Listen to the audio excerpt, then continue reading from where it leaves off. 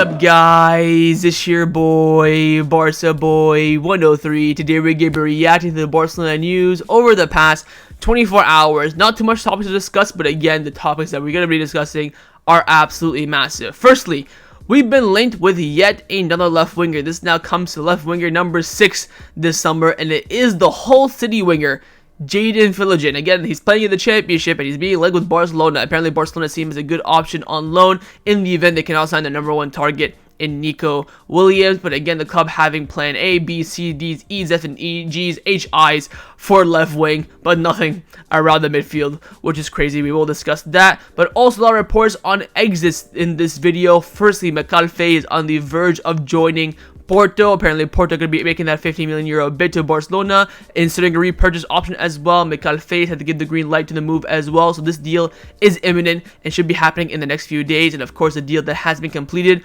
over the past 24 hours is Marc Guiu to Chelsea. We got the green light. He has officially agreed personal terms, and Chelsea have officially informed Barcelona they could be sending over the payment of his release clause for 6 million euros. We got the Herido confirmation of that deal. We'll discuss more details on how Barcelona tried to keep him and the amount of money that Barcelona offered him in his contract renewal. Again, very similar to the one of Hector Fort. And finally, big update on the future of Araujo, where the club are planning to meet with his agents, and they're kind of afraid that the agents are going to bring a big offer for Araujo that could complicate renewal talks. But again, hopefully some advances will be happening in that regard. And finally, also huge update on Barcelona returning to the 1-1 rule. But before we get into it, make sure you guys smash that like button down below. Let's try to get to 200 likes in this video. Be very much appreciated. And also, if you're new, make sure to subscribe down below if you haven't already, and let's get into it.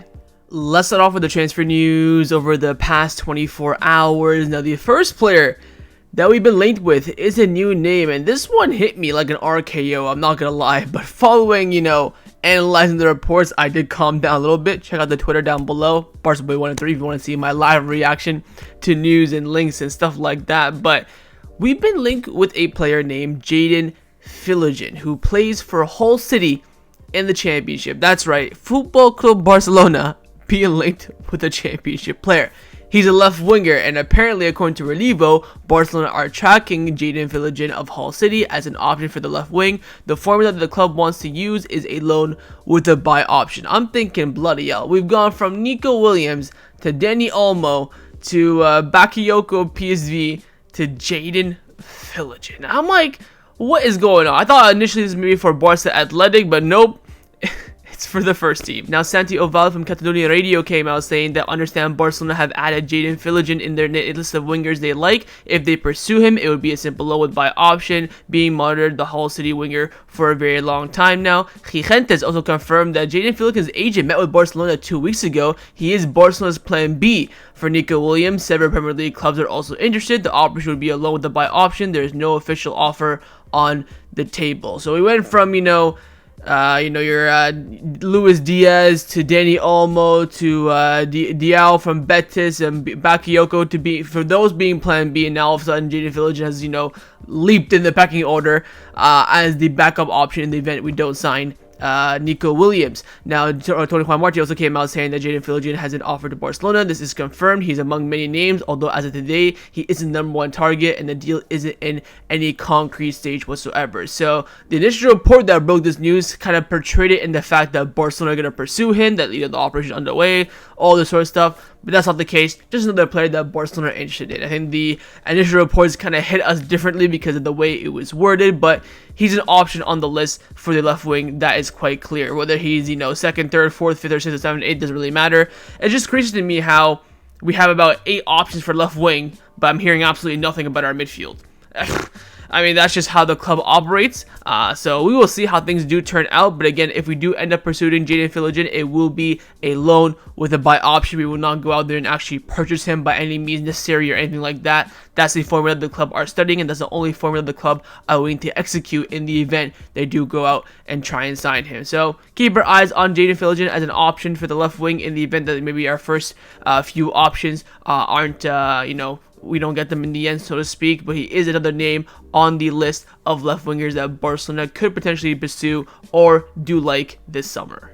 Let's now discuss the players that have been rumored to leave Barcelona over the past 24 hours. First up is Mikayil Faye. Now, in the last video, I told you guys that, there haven't been much talks or anything, any updates over the past few days for Mikayil Faye. All of a sudden now, we've gotten updates galore. Gigentes broke the news saying that Mikayil Faye will be a Porto player. Transfer fee will be around 15 million euros, and Barcelona have secured a repurchase option. How much? We don't know yet, but there is a repurchase option. These are decisive hours coming ahead. His agent was in Portugal yesterday to outline the details of the operation. He has agreed personal terms and agreed to a move to Porto as well. So it looks like Mikayil Faye is getting closer and closer to the exit door. Fabrizio Romano also confirmed it as well. So the negotiations between Barcelona and Porto for Mikayil Faye are still ongoing. Faye has approved the move, but clubs are still in talks. A key point is the release clause in Faye's Porto contract. So nothing has to do with Barcelona. It's more so on the Faye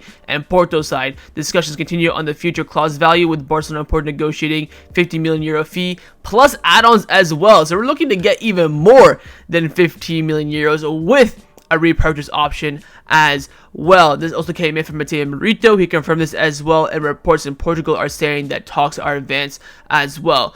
But Fernando Polo from Mundo Deportivo, now keep in mind, Fernando Polo is very much a spokesperson of the club in the sense that the club will feed him this information and he will put it out there. So this for me is kind of a direct communication from the club to the fans. He came out saying that Porto has not yet made any official call to Barcelona for Mikayil Faye, which considers it normal and part of the market logic for a player's representatives to move around and talk to whoever he wants. The club's intention is still that the player participates in first team preseason so that Hansi Flick can assess his quality during the USA summer tour. Look, it's gonna happen. I've been told as well that this deal is very much advanced. Again, everyone's all in agreements. The fact that Mikayil Faye is already discussing and almost reaching an agreement on personal terms with Porto says enough of this operation. Again, if Barcelona get a high fee over his market value, they will sell him again. Like we talked about a lot on the channel over the past few days, everyone has their price, and someone pays a bit over the odds, which Porto are doing for Mikayil Faye. The club will let him go. All this talk about they want to see him in preseason, let Hansi Flick decide.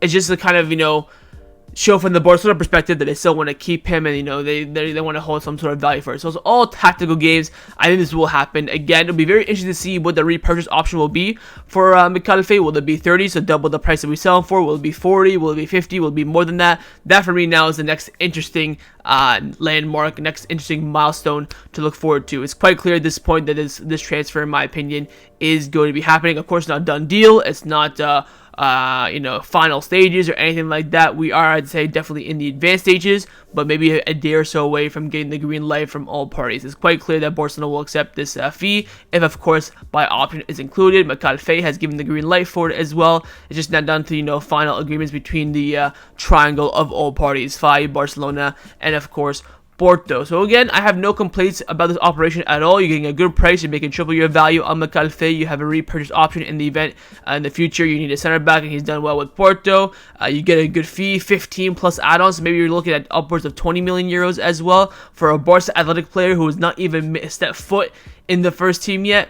It is a fantastic deal for all parties. Of course, the Mikayil Faye can go out there and elevate his career as well. Good side on Porto, good league where he can definitely become a starting center back there. Easier there than here at Barcelona when he has about 5 players ahead of him right now. So it's a great operation for all parties. I have no complaints whatsoever, and we'll wait and see if it can get done in the next few days.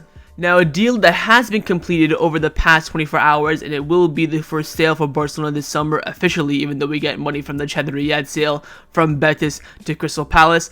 It is Marc Guiu. We got the here we go official from Fabrizio Romano. He said that Chelsea yesterday informed Barcelona they're going to pay the release clause, that the player has agreed to join Chelsea. He will sign a long-term deal, and of course Barcelona will get 6 million euros from his release clause being activated. This deal now is 100% done. Guiu has said yes to Chelsea, give them the green light, and he's kind of left Barcelona in the dark. He didn't really talk to Barcelona at all or accept or reject our contract proposal on the table, which, by the way, we do have some details on. Luis Araujo of Marca came out saying that Barcelona offered 2 million gross plus variables to Marc Guiu as a contract renewal, and according to reports, Chelsea tripled that offer. So Chelsea offering him 6 gross, which is probably what about 3 million net, which is, I would say, like 50-60k a week, where Barcelona are offering him 2 million gross, 1 million per year net. Essentially, of course, you get taxed 50% in Spain, which is around about like 20k per week. So a very, very good offer for someone who's,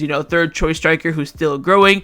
Torres also came out saying that Marc Guiu not only found Chelsea's sporting project tempting, but also as well as their economic offer. He didn't want to stay at Barcelona without getting permanent first team guarantees. Now, just to end off on this Guiu saga, I do want to mention this. I still think for Guiu, this is not the best move for him, but you know what? That's just my opinion. It is what it is. It's quite clear that he does not have the best of advisories. First of all, Barcelona never guarantee first team minutes to any youngsters. I've never seen in my life where Barcelona have said, you will 100% be in the first team, guarantee you'll get X amount of minutes. They say to you, look, the route is there. Once you get there, you have to, take your minutes. A great example of that is Lamine Yamal this season. He was not guaranteed first team player. We had some injuries. He came in, he exploded, and he stays. That's how you work at Barcelona. You don't get, the golden ticket of guaranteed route to the first team. And also, picking Chelsea as well. Whether he's going to be the backup for Nicholas Jackson or not, or whatever they do with him now, he's their player, their problem. I don't care. But I think the destination is also not the greatest. It's quite clear that I think we'll see in the future how this is mainly, I think, economics. Which, again, if he wants money, whatever. You want to get paid out now, then have a good career by all means. But again, I'm not really fazed by it. It's not the end of the world. It does suck to lose, the best striker that we produced in a very, very long time. But we have, of course, other strikers coming up, and we'll see if we can keep Pau Victor or not as well from Girona. That's going to be, I think, a big task now for the club to try and keep him from his loan move from Girona. But with Guiu, you know what? It is what it is. I wish him all the best. I hope he does succeed at Chelsea. I'd love to see him tear up the Premier League, but let's be honest, he's not ready for that. So I think that it's going to be quite a difficult time for him. And I wouldn't be surprised if next summer or even in the January transfer window, we see rumors or even see him come back to Spain on a loan move to a La Liga club. So Guiu to Chelsea is done. Wish him all the best. Again, not too fazed by it, but a very weird operation for a youngster to take this huge massive risk where he had a clear path to the first team, but kind of wanted the easy route where he wanted guarantees, and that's why he took the Chelsea deal, in my opinion.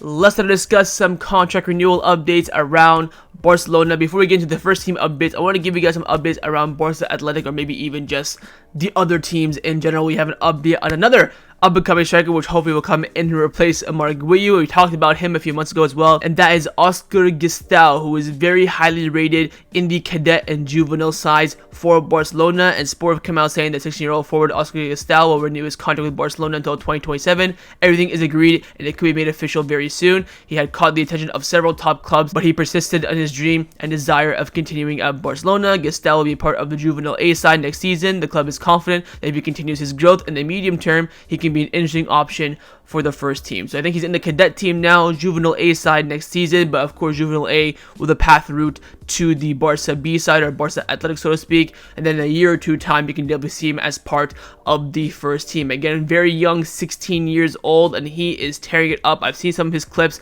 his numbers, they're absolutely outrageous. So again, renewing him is very important. Him alongside Gili Fernandez are kind of the top prospects around La Masia right now, and the club are doing really good work to try and keep them and sign them on for longer contracts. So again, this is fantastic news for the club, especially with the exit of another top striker that we did produce, and hopefully we'll see Oscar Gistau in and about the first team over the next 1 or 2 years. Now, staying on the topic of Barça Athletic, the next contract renewal update is on the manager of Barça Athletic in Rafa Marquez. We talked about in yesterday's video how he is in talks with Barcelona to renew his contract, although there could be some top sides in for him, and that could definitely persuade him.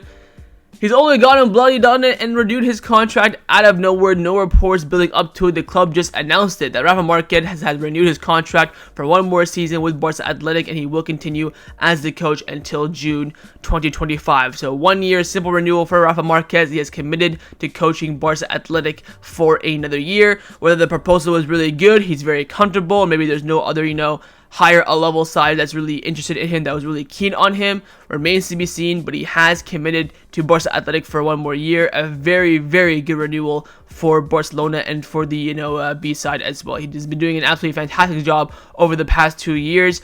He's leveled up Barça Athletic. He's created a lot of players that have gone on to be sold for more money or be involved in the first team as well. He's doing his job, I would say, to pure perfection. Of course, results wise and stuff like that is always a bonus, and style of play is always a bonus. His job, of course, is to develop players, let them go into the first team or be sold on for profit, and he's doing that at an absolutely fantastic level. So congrats to him, renewal fully deserved, and we'll see Rafa Marquez for one more year at Barça Athletic. And the final contract renewal update is around the contract renewal of Ronald Araujo. Just shifting gears here to the first team. Jaden Philogene has come out saying that Barcelona are waiting to see if the agents of Ronald Araujo will show up this week to understand the situation of the player. The club senses that they could arrive with an offer on the table that they'll need to analyze. So, club quite pessimistic on the side of Araujo, which is interesting. Now, with them bringing an offer does not mean he's going to leave. They just want to probably bring an offer saying that, look, we have this offer from, let's say, Manchester United for 300,000 euros a week. Can you get anywhere close to that? Can you, match this offer, whatever the case may be? This is not them kind of saying, hey, Araujo wants to leave. Here's the offer, sign out or see you later. But more so to have a talking point or a point in negotiations. Now, Barcelona have made it quite clear that they don't want to sell him. They want to keep him. But if they do end up selling him because he does not want to renew his contract, they'd be asking for around 90 million this summer. Look, I'm very curious to know what club has made an offer to Araujo, because again, like I told you guys a few years ago, I fail to see a top club that's at an equal level or greater than Barcelona making Araujo a crazy offer. Because you look at all the top teams around Europe, they already have, somewhat decent center backs. I would say Bayern Munich would be one, but with the arrival of Vincent Kompany, he's not really looking at Araujo. He's quite comfortable with his options that he has right now. He's more so looking in the midfield and the front line to really invest their transfer funds. Again, Inter have a good defense. Man City have a good defense. Arsenal have a good defense. He ain't going to Real Madrid. Where else? Maybe a lot of the people have been mentioning Manchester United, but that's a step down from Barcelona in my opinion. They've won one trophy in 7 years. They finished 8th. Yes, it's a big club, and they look to doing well next season. But that's a step down. If he wants to do a step down from Barcelona, by all means, have a crack at it. But I would be threatened by an offer of 300,000 euros from Manchester United. I think an offer from Barcelona for 180k a week versus Manchester United for 300,000 it's night and day. That the Barcelona offer is so better, even despite the 100,000 euros per week difference. But if that floats his boat, by all means. But again, I'm still very confident on the side that there's really no other team that's super interested in Araujo to the point that they will bid 90. Well, even so, will United bid 90 million for Araujo to get Barcelona to accept that offer as well? See, it's all these if, buts, and maybes. So we'll see. Again, their agents were supposed to meet with Barcelona 2 weeks ago. I don't think they had that meeting, so we'll see if things are going to be advancing. I think it's quite clear that Barcelona want to get some sort of an answer by the end of this summer, hopefully before preseason for him when he returns from the Copa America. Again, there's still 2 years left in his deal. He's going to be entering the final year of his contract this upcoming summer in 2025. So that's why Barcelona want to kind of resolve his future now. That way he has no leverage next summer. Because once next summer hits, it's going to be the player has the most power, even though he has 1 year left on his deal, and then Barcelona will lose a lot of value. If they would sell him next summer, they'll probably look for around, I would say, between 40 and 60 million euros ish, minimum 40, maximum 60, somewhere around there. So we'll see how things turn out with Araujo. But I think again the club thinks that he's kind of backing down, not really pushing for a renewal, so to speak, from his end. But hopefully the mood situation will change, and I would say hopefully at least Barcelona and Araujo's agents will meet to discuss his situation. Let's now discuss some of the news surrounding Barcelona over the past 24 hours. First up, some very interesting news coming in from Ferran Martinez from Mundo Deportivo, and he's come out saying the RFEF, of course the Spanish Federation, is trying to convince Ferran Torres to be part of Spain's squad for the Olympic Games after finishing the Euros, but it seems difficult. If Ferran would not have played much at the Euros, then it may have been different, but he has participated in all matches so far off the bench, and of course starting against Albania. Ferran is also focusing on staying at Barcelona and intends to try and convince Hansi Flick from the first moment. He also likes to prepare for the challenges ahead after a long season, and the best way, if he plays at the Olympics, he won't have time to rest. So it's unlikely that Ferran Torres goes, but it's very interesting from my point of view as a Barcelona fan, thinking, look, let's say for example he's out playing for Spain as well, kind of like a Fermin Lopez, where there is a decision to be made. I'm split on Ferran Torres going. Of course, on the one hand, he goes, he loses out on a squad player, preparation for preseason, he's going to be fatigued, he's going to come back to Barcelona, tired. On the other side, though, he is our 6/7th choice attacker as of right now, as things currently stand, and also his market value will rise and he will gain a lot of traction if he performs well. So I'm thinking like, what's the best option? And I'm sitting here thinking as well, you know what, whatever option he picks, I'm okay with, because both sides have pros and cons. There's no side where I'm really heavily swaying to. But in the end, it is very difficult for him to go. We expect him to play a lot for Spain, especially in their upcoming matches. They are expected to, go at least to the quarterfinals, most likely against Germany, with that left side of the bracket for the Euros being absolutely nuts as things currently stand. So he is going to be an important player for Spain. Again, he's had a heavy season, especially with the injury that he had during the middle, where he kind of lost his consistency with the squad. So I think for him, it'd be best to stay put at Barcelona. But if he doesn't want to go, he just wants to, burn himself out and try to win a gold medal, I don't blame him. And from the Barcelona perspective, I wouldn't mind it either. Again, we have a lot of attackers. You have Victor Roque, Ansu, wait and see what happens with Joao Felix. You have Lamine, you have Rafinha. We have enough attackers to, survive us for the start of the season and also preseason without Ferran Torres. It's more so that crunch time of the season, when November to February, where you're playing week in, week out, where you kind of rely upon the Ferran Torres. So we'll see how things turn out, but Spain are thinking about it. They may want to call him up. They're going to talk to him as well, see if they can convince the player as well. But from the Barcelona perspective, I would say it's a 50-50 decision. Now, the final topic that I wanted to discuss before I end off this video is in regards to Barcelona returning to the 1-1 rule, which looks set to be imminent at some point this week, probably even today or tomorrow. Now, Rush today, Mundo Deportivo came out saying there is a Barcelona board of directors meeting tomorrow, and a deal that would bring the club back to the 1-1 rule could be announced following that meeting. Some more details on that. Ferran from Sport came out saying that Barcelona have found a new investor in Barça Vision who will cover the non-payment of 60 million euros by Liberal and thus be closer to returning to the 1-1 rule. The problem has been solved. Announcement could be following the board meeting on Thursday. Another condition to return to the 1-1 rule is the budget closes without any losses, and Barcelona assure that it will be so. With the budget fulfilled and the 60 million from Barça Vision achieved, the club will finally be able to return to the 1-1 rule. You're probably thinking, Barca boy, why you sound so dull? Why you don't sound excited? Return to the 1-1 rule. I've been saying this for 2 months. Look at my videos at the beginning of May. I said we're going to return to the 1-1 rule, and it's going to happen in the last 5 days of May. Of the last 5 days of June. Where are we, ladies and gentlemen? I'm just an absolute freaking visionary. I can read how this board works like a freaking book. Everything that's in big, they do last second. And that's the reality of it. So that's why I'm not over the moon. Of course, it's fantastic news, but I saw this coming, and I saw this a mile away. That we're gonna do this last 2 or 3 days of June to balance the books, get back to the 1 rule, and then everyone's gonna be happy. There's gonna be that period of 1 week. Oh, we don't know if we're gonna go back to 1 rule. Oh, no signings, only Jaden Philogene loan, and that's it. It's typical Barcelona. But happy the board got this deal over the line again.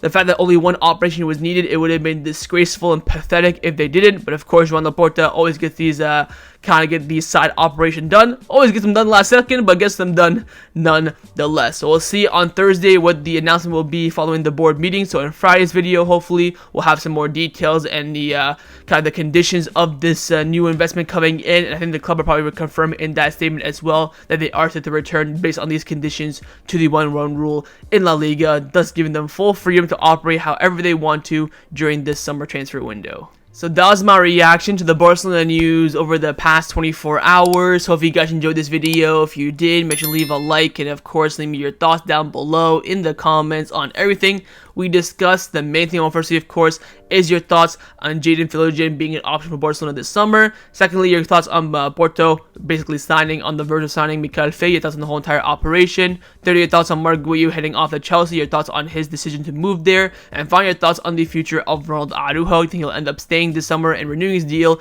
or do you think maybe he'll leave in the future and elongate his future at Barcelona? And of course, make sure you guys subscribe down below if you haven't already, and I will see you guys next time on the channel. Take care, and Forza Barça.